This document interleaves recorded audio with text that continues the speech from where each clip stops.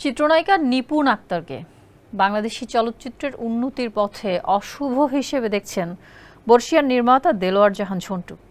চলচ্চিত্র শিল্পী সমিতি নির্বাচনে জয়ী সাধারণ সম্পাদকের চেয়ারে কেউ বসলেই মামলা ঠুকে দিচ্ছেন নিপুণ। এতে বিব্রত হচ্ছেন ঢালিউডের বয়োজ্যেষ্ঠ তারকারা।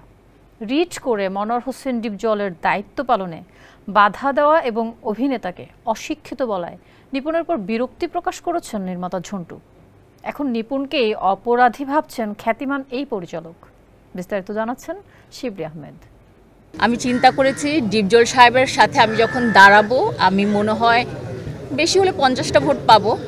অশুভ ও মন্দ জিনিসের সমার্থক হিসেবে দেশের মানুষ কুফা শব্দটি ব্যবহার করেন। ওয়ালটন ফ্যানের অ্যারোডাইনামিক ব্লেড ঘরের কোনায় কোনায় ঠান্ডা বাতাস ছড়িয়ে হাওয়া বদলে নেয়। বাংলা চলচ্চিত্রের উন্নতির পথে সেই কুফার প্রতিমা হয়ে উঠেছেন চিত্রনায়িকা নিপুণ আক্তার। আদালতের রিট দায়ের করে বিএফডিসিতে ডিপজলের দায়িত্ব পালন স্থগিত করে ছেড়েছেন নিপুণ। বিষয়টিকে অশুভ হিসেবে দেখছেন খ্যাতিমান পরিচালক দেলোয়ার জাহান ঝন্টু। বাংলাদেশি সিনেমার ভিত্তি গড়ে দেওয়া প্রথিতযশা অভিনয় শিল্পীদের বিরক্তির কারণ হয়ে দাঁড়িয়েছেন নিপুণ। তাকে তারা না পারছেন গিলতে, না পারছেন উগড়ে দিতে। বিএফডিসির সাধারণ সম্পাদকের গদি ছাড়তেই চাইছেন না নিপুণ। তাতেই বিরক্তির ভাঁজ পড়েছে সিনিয়র তারকাদের কপালে। তারা সিনেমার উন্নতির কাজে সময় দেবেন নাকি নিপুণের ঠুকে দেওয়া মামলা সামাল দেবেন তা ভেবেই হচ্ছেন দিশেহারা। নিপুণের মামলাবাজি বিব্রত করেছে দেলোয়ার জাহান ঝন্টুকে। চিত্রনায়িকার রিট দায়েরের বিষয়ে পরিচালক ঝন্টুর ভাষ্য, ডিপজল সুন্দরভাবে দায়িত্ব পালন করতে পারতেন, তবে তার বিরুদ্ধে ষড়যন্ত্র হয়েছে। এই জিনিসটি শুভ নয়। নিপুণ কেস না করলেও পারতেন। আমাদের এবারের নির্বাচনে অনিয়ম ও কারচুপির ঘটনা তদন্তের নির্দেশ দিয়েছেন হাইকোর্ট। আদালতের নির্দেশে সম্মান রয়েছে নির্মাতা ঝন্টুর। তবে তিনি মনে করেন নির্বাচনে ডিপজলের অসততা খুঁজে পাওয়া যাবে না।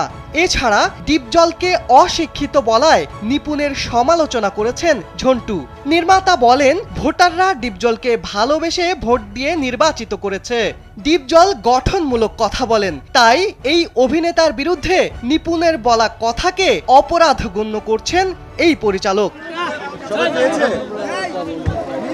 এই যখন পরিস্থিতি, তখন বাংলাদেশ চলচ্চিত্র শিল্পী সমিতির সাধারণ সম্পাদকের চেয়ারটিকে ইংল্যান্ডের উত্তর ইয়র্কশায়ারের সরাইখানায় রাখা রহস্যময় এক চেয়ারের সঙ্গে তুলনা করা চলে। সরাইখানার ওই চেয়ারে যিনি বসেন তিনি নাকি মারা যান। শিল্পী সমিতির সাধারণ সম্পাদকের চেয়ারটিও হয়ে উঠেছে বিশ্বের দ্বিতীয় রহস্যময় চেয়ার। নিপুণ ছাড়া সেখানে কেউ বসলেই পড়তে হচ্ছে বিপাকে। সিন্দাবাদের ভূতের মতো ঘাড়ে চেপে বসছে মামলা মোকদ্দমা। 2022 থেকে 24 সালের নির্বাচনেও ওই চেয়ারে বসে মাসুল গুনেছেন জায়েদ খান।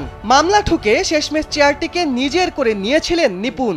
অনুরোধ করছি জনাব মিশা সওদাগর।